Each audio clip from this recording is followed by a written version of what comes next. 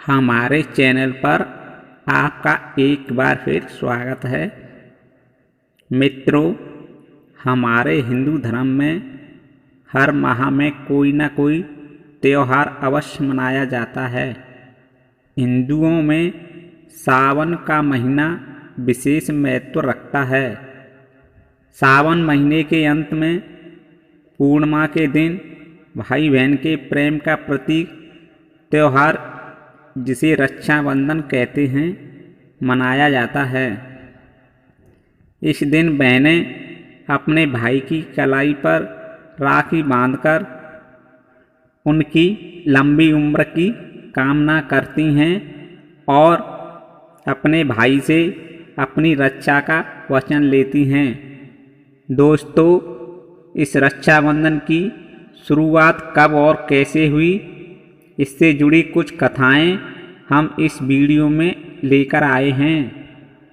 आप हमारी वीडियो में अंत तक बने रहिए। अब आपको रक्षाबंधन से जुड़ी कथाओं के बारे में बताते हैं।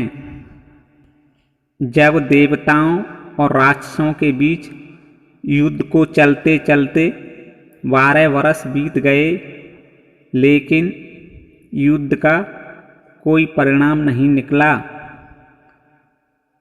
तब इंद्रदेव देवताओं की हार के भय से परेशान होकर गुरु बृहस्पति के पास पहुँचे और बोले, गुरुदेव, कुछ ऐसा उपाय बताइए कि युद्ध में देवताओं की विजय हो जाए।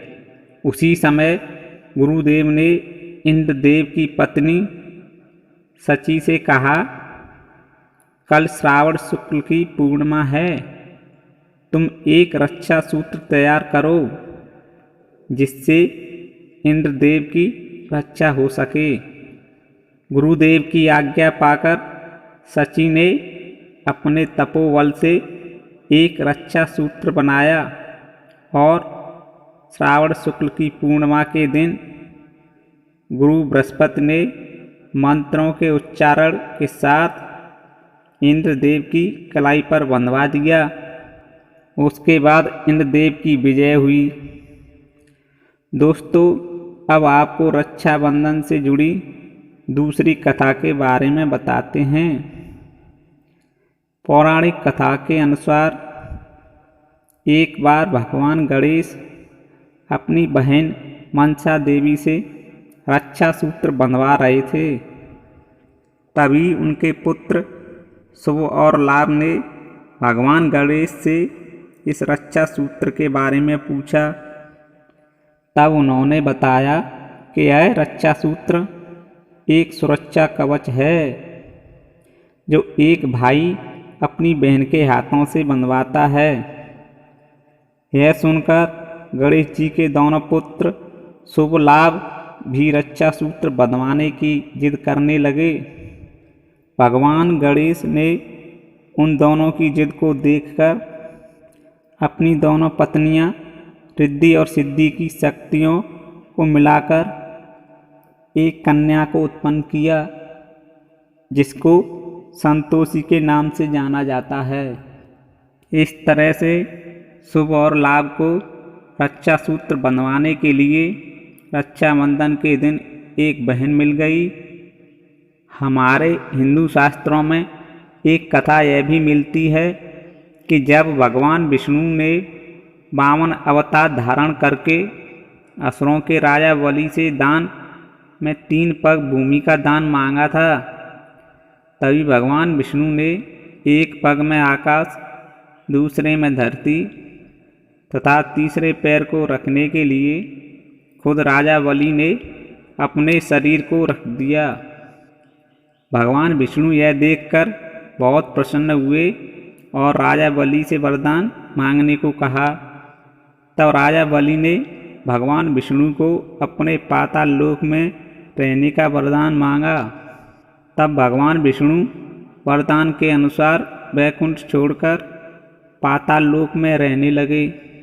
उधर वैकुंठ में माता लक्ष्मी अकेली हो गईं और उन्होंने भगवान विष्णु को वैकुंठ लोक वापस लाने के लिए एक उपाय सोचा।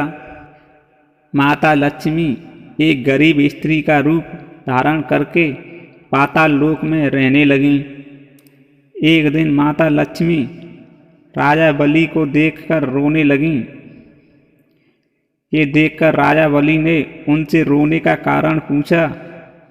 तब माता लक्ष्मी ने कहा कि मेरा कोई भाई नहीं है, इसलिए रो रही हूँ। यह सुनकर राजा बलि ने कहा, बहन तुम आज से मुझे अपना भाई ही समझो। तभी माता लक्ष्मी ने राजा बलि की कलाई पर रक्षा सूत्र बांधा। राजा बलि ने इस पवित्र अवसर पर कुछ मांगने को कहा। तभी माता लक्ष्मी ने भगवान विष्णु को अपने पति के रूप में मांग लिया। इस तरह से भगवान विष्णु अपने वैकुंठ धाम वापस आ गए। दोस्तों, इस रक्षा सूत्र से जुड़ी एक कथा महाभारत में भी मिलती है। ये कथा उस समय की है जब पांडवों ने राजसूय यज्ञ के लिए कई सगे संबंधी रिश्तेदारों को आमंत्रित किया था। उसमें भगवान कृष्ण मुख्य अतिथि थे। उन्हीं रिश्तेदारों में भगवान कृष्ण की बुआ का पुत्र शिशुपाल भी था, जो कृष्ण के बारे में भला बुरा कहकर उनका अपमान कर रहा था। तभी भगवान कृष्ण को क्रोध आ गया और अपना सुदर्शन चक्र शिशुपाल पर छोड़ दिया। उसका सिर काटकर सुदर्शन चक्र वापस आया तो भगवान कृष्ण की उंगली से रक्त बहने लगा।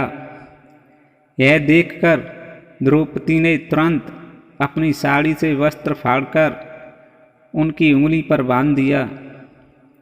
भगवान कृष्ण द्रौपदी के इस स्नेह को देखकर प्रसन्न हुए और द्रौपदी की हमेशा रक्षा करने का वचन लिया। दोस्तों, हमने आपको रक्षा बंधन से जुड़ी कुछ पौराणिक कथाओं के बारे में जानकारी दी। ये कथाएं आपको पसंद आई हों तो वीडियो को लाइक कर दें और हमसे नई नई जानकारी प्राप्त करने के लिए मेरे चैनल को सब्सक्राइब कर लें।